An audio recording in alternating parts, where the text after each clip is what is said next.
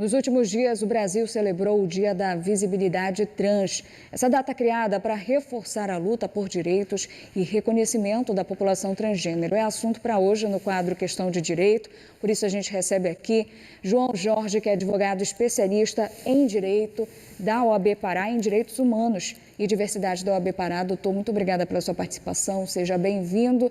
Quando a gente fala em pessoas trans, a gente tem que lembrar também de que há muitos preconceitos, ainda há muitas ideias equivocadas sobre pessoas trans.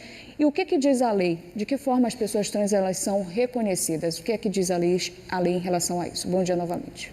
Então, bom dia, Fábia, bom dia aos telespectadores da TV Liberal. Agradeço desde já o convite e pela importância do tema, como você falou.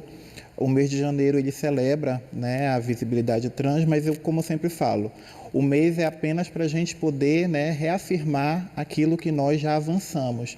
Mas todo dia é dia, de combater, de enfrentar, de discutir o direito da população LGBTQIAPN+, não é diferente com a população trans. Então, a gente tem alguns marcos, no direito de conquista nesses últimos anos a respeito dos direitos da população de modo geral, Então, um marco muito importante é, sem dúvida, a decisão do STF de 2011, que não só reconheceu a união civil e também a possibilidade de casamento, mas compreendeu que todos os direitos previstos na Constituição são extensíveis à população LGBTQIAPN+, o que não é diferente desse segmento específico de população trans.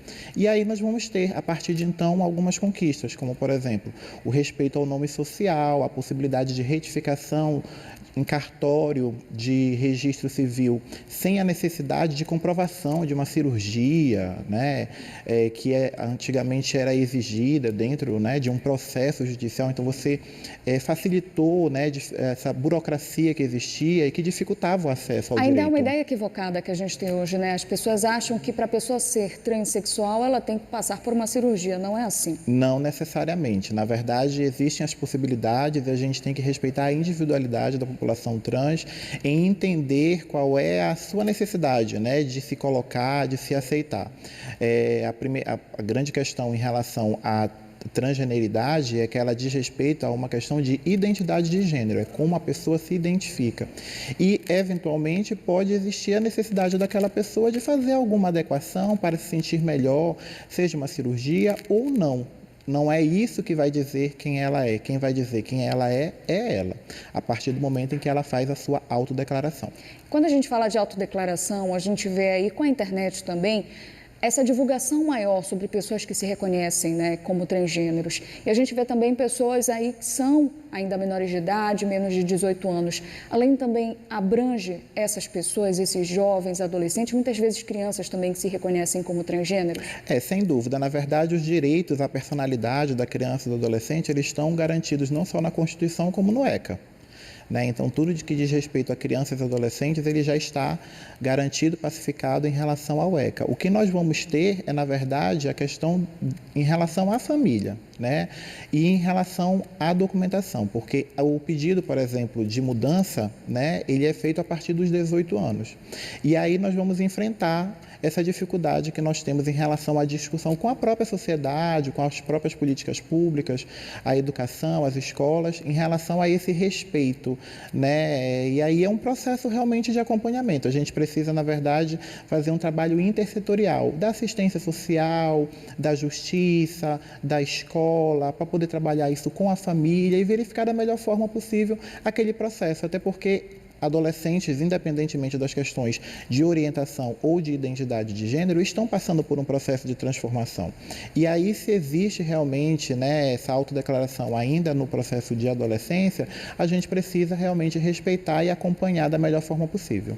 Doutor, nesse cenário de principalmente desrespeitos, crimes praticados contra a comunidade trans, qual é o processo de denúncia desses crimes e, dentro da sua experiência como representante da OAB, quais são esses crimes que têm sido ainda muito praticados? Sem dúvida, o desrespeito ao nome social em relação às pessoas trans.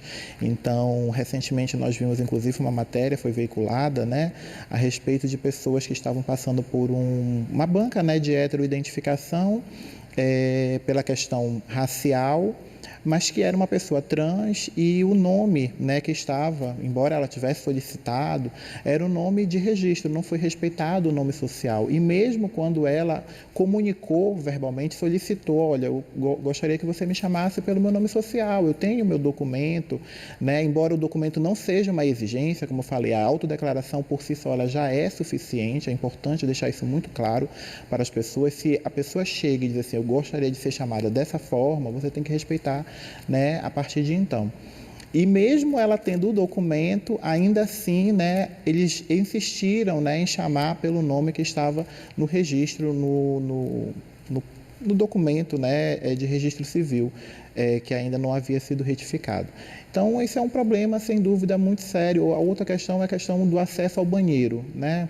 Sim. O banheiro, sem dúvida, hoje é um grande problema, porque nós não temos aí, né, uma pacificação, não existe uma legislação ainda nacional que efetive esses direitos. Tudo que nós temos são as decisões a partir do entendimento dos tribunais superiores, seja o STF, seja o STJ, e em relação ao banheiro a gente ainda não chegou a uma pacificação. O que nós temos no cenário hoje? A pessoa ela vai acessar o banheiro com o qual ela se identifica, e caso alguém, né, a constranja, a retire, pratique algum tipo de violência física ou verbal, ela tem o direito de registrar o boletim de ocorrência, né, com base na Lei 7716 de 89, e aí vai ser instaurado, né, um inquérito, uma investigação e o processamento, né, para poder averiguar da melhor forma possível. Doutor, a gente recebeu uma pergunta de um telespectador, vamos acompanhar aqui na tela. O telespectador, claro, não se identifica, a gente preserva a imagem. Ele comenta aqui que o pai diz que vai deserdar por ser trans. Ele pode fazer isso? De que forma se proteger, recorrer dessa situação? É uma situação séria, porque, na verdade, quando ele coloca essa motivação, por si só, ela já confirma uma transfobia. Né? A grande questão é como, aí a gente vai falar do ponto de vista do direito. Tudo no direito a gente precisa provar, né?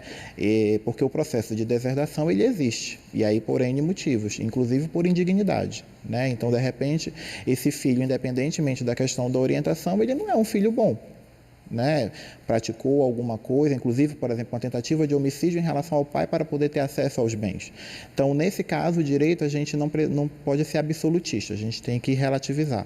Mas se de fato você conseguir comprovar que o motivo foi uma motivação homotransfóbica, transfóbica, enfim, preconceituosa, racista, você tem todo o direito de recorrer judicialmente e esse testamento, né, esse procedimento de deserdação, ele pode ser revisto.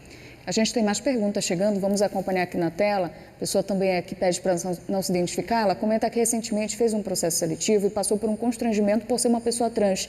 O que pode fazer em relação a esses casos em processos seletivos em que o direito da pessoa trans não é respeitado?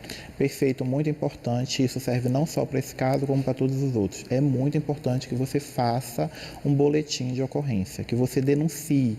E dependendo de onde aconteceu o processo seletivo, você também tem o direito e deve denunciar nos órgãos da ouvidoria, da corregedoria, né, procurar, né, se for um estabelecimento público, esses locais, né, onde você pode registrar o que aconteceu. E também nada impede que você também procure o Ministério Público, né, e faça também a sua denúncia para que essas situações não só sejam investigadas, mas também sejam encerradas, que isso não volte a acontecer novamente com outras pessoas. É muito importante que você faça a denúncia, né, registre um boletim de ocorrência. Hoje é possível fazer de forma virtual pelo próprio site, né, da delegacia online. E quando a gente fala de delegacia física, qualquer delegacia pode ser registrada? Qualquer delegacia no estado do Pará tem o dever e a obrigação de registrar qualquer boletim de ocorrência, o que não é diferente em relação aos crimes de homotransfobia. E aí, no caso especificamente de Belém, nós temos uma delegacia especializada, né, que fica aqui no centro da cidade, que é responsável por esse território, mas qualquer delegacia no bairro, no território, você pode fazer, como eu falei, até na delegacia online. Vamos para mais uma pergunta, tem muitas dúvidas sobre esse assunto. O INSS reconhece a autodeclaração para uma mulher trans? Então, em relação à questão do respeito ao nome social, sim. Né? Então, o fato de você autodeclarar, de você exigir no preenchimento de algum formulário um campo, isso é o suficiente. A questão é verificar o pedido, acho que pode ser isso, né? Então, você enquanto mulher trans, você pode provavelmente ele vai ser indeferido no INSS no processo administrativo. E aí você vai precisar recorrer judicialmente para poder ter seu direito garantido via judicial. E a gente já vê, né, muito quando a gente entra em site, faz cadastro, faz também registros em administração pública, a gente já vê ali o espaço para o nome social, né? Isso é muito importante que seja respeitado. A gente tem uma pergunta falando sobre mercado de trabalho, doutor. Vamos ver aqui. A Lorreine, ela diz que ela é recrutadora em uma empresa e ela quer saber qual o melhor canal para conseguir acesso a currículos de pessoas trans. Então, ela tem esse interesse de selecionar pessoas trans para o mercado. A empregabilidade de pessoas trans tem sido um movimento muito grande. No caso, especificamente em Belém, a gente tem tido, né, algumas reuniões, alguns órgãos têm promovido isso. A gente ainda não pode dizer que tem um local específico, mas você pode procurar os próprios movimentos sociais, né? Nós temos representações aqui, né, em Belém, do movimento LGBTQIAPN+, nós temos a própria OAB, nós temos as universidades, existem alguns grupos, né, ONGs, que já trabalham com esse segmento, que você pode estar entrando em contato. Hoje, com a internet, com as redes sociais, é possível acessar e solicitar, olha, estamos com um processo seletivo, divulgue para a gente, aí essas pessoas vão divulgar, muitas vezes até em grupos de WhatsApp, e vai conseguir, né, essa vaga específica para o segmento de pessoas trans. Muito bom. Doutor, muito obrigada pela sua participação. Excelente entrevista, é importante. Informar é tudo nos dias de hoje, né? Em meio a uma era digital em que a desinformação se espalha com muita frequência, a informação de verdade, de fato, é fundamental. Seja sempre bem-vindo aqui com a gente. Muito obrigada pela participação e um bom dia. Obrigado, bom dia.